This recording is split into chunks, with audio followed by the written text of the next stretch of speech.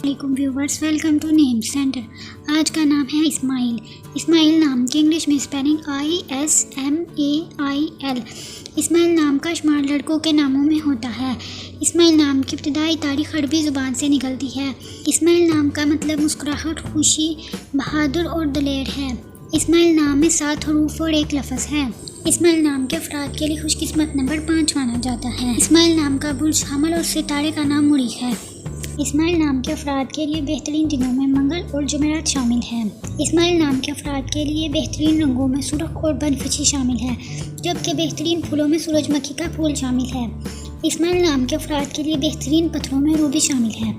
खुशकिस्मती वाली धातु में इंचों के हिसाब से तांबा और लोहा शामिल है।